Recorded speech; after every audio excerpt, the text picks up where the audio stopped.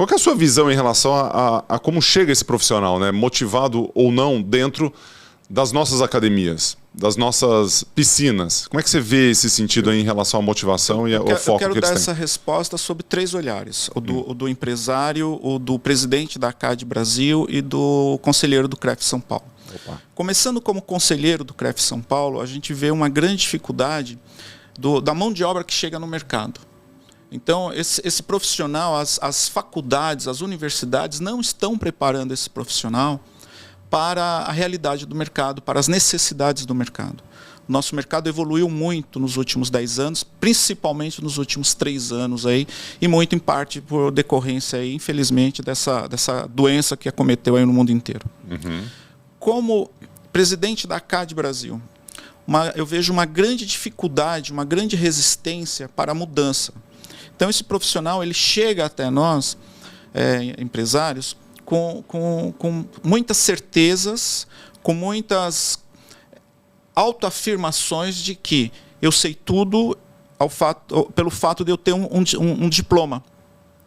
E muitos, mas muitos, Gustavo, eles negligenciam as informações externas. Toda e qualquer informação que não saia da mente dele, do conhecimento dele, e que muitas vezes, e aqui eu quero falar, não como uma crítica, mas como uma observação. Eu chamo conhecimentos de beija-flor. Uhum. Então é aquele, imagina, pessoal, que isso aqui é uma piscina e aqui está todo o nosso conhecimento.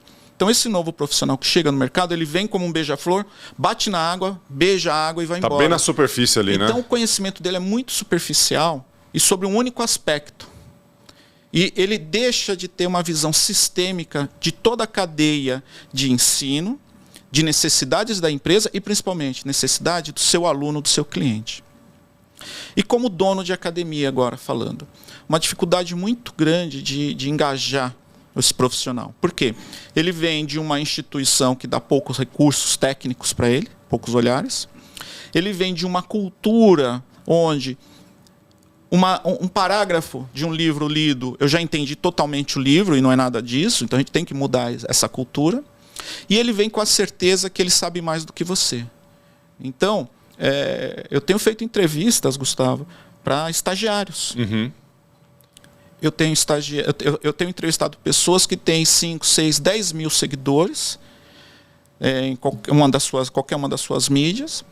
E a pergunta que ele me faz é assim, quanto eu vou ganhar e qual que vai ser meu cargo aqui dentro? Estagiário. Estagiário. E a minha resposta é, você vai ganhar muito pouco dinheiro, mas vai ganhar muito conhecimento. Alguns aceitam, mas eu arrisco dizer aí que de 10, 8 querem os holofotes e querem ter a certeza do que fazem, mesmo estagiando, e 2 querem o conhecimento. Então, assim, a gente está passando por um momento de muita dificuldade em aquisição e desse pessoal que está entrando. Uhum. E por isso, cada vez mais eu falo, é necessário a busca pela excelência, é necessária a busca por quem conhece. E aí, para isso, vem todas as parcerias que aí a gente tem em conselho, que a gente tem em associação e que a gente tem fora, como, por exemplo, esse grande material que está sendo feito. Isso daqui, no meu humilde olhar, abre os olhos para que, de fato, a gente precisa olhar.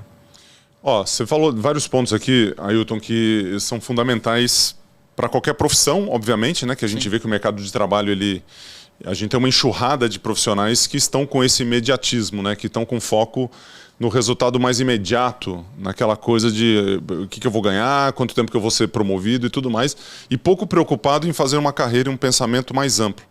Quando a gente fala da motivação, né, e fala do mindset de sucesso, do foco do jovem que está entrando no mercado de trabalho, ou mesmo aquele que já está há um tempo no nosso negócio, a gente percebe que o mercado ele pode moldar a forma como você atua.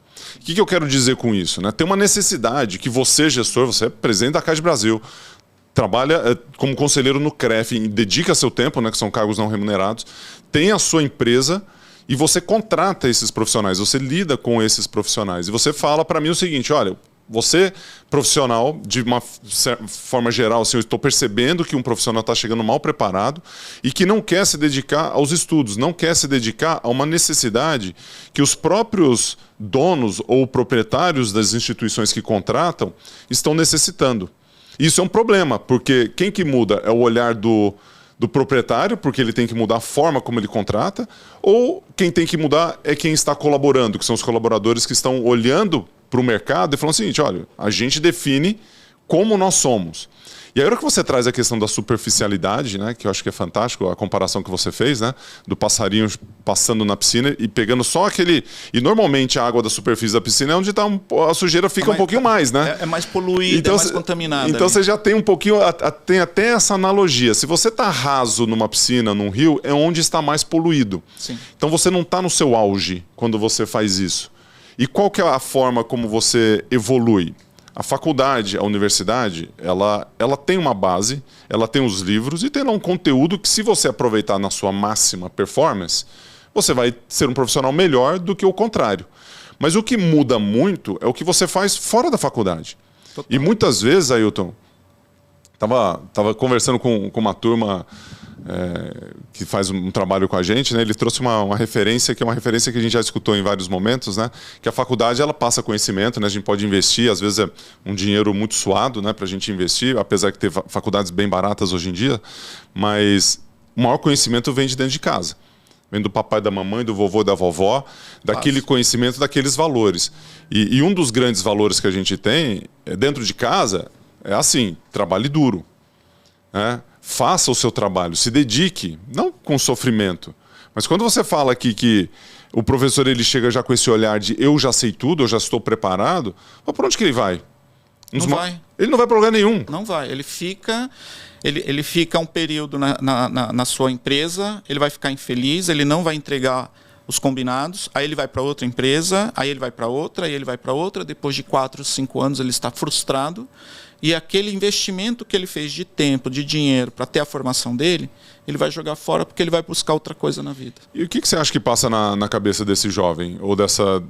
Porque às vezes ele é um jovem que saiu da faculdade, foi o exemplo que você trouxe, mas às vezes é uma pessoa de 40 anos de idade que está lá no mercado de trabalho fazendo a mesma coisa. Sim. Ainda procurando algo a mais que ainda não encontrou. E reclamando que as coisas não aconteceram, né? Sim. Que às vezes acontece muito disso. Assim, pô, tô com 40 e até hoje estou fazendo a mesma coisa. Me dê mais oportunidade, em vez de eu vou buscar mais oportunidade, que talvez esse seja o elemento crucial, né?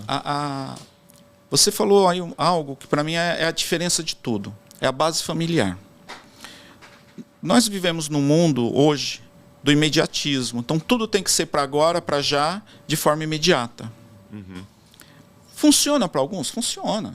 Então a gente tem alguns casos aí, né? A história do Facebook, a história aí do WhatsApp. Então foram pessoas que criaram uma forma de pensar, criaram uma ferramenta que a gente nem sabia que precisava.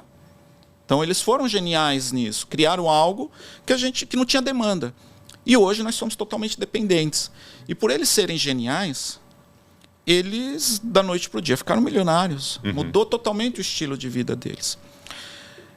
Tem um outro fenômeno que é aquela pessoa que simplesmente se mostra, ela não tem conteúdo nenhum, mas como ela é engraçada, ela sabe se comunicar, ela sabe se portar frente às câmeras, da noite para o dia, ela também, mesmo tendo uma mensagem vazia, ela também se destacou e ela também oferiu riqueza de forma muito rápida. Uhum. Mas essas são as exceções. No mundo real, eu brinco às vezes, eu falo assim, pessoal, o mundo é colorido, mas nos bastidores ele é cinza, que é o mundo real.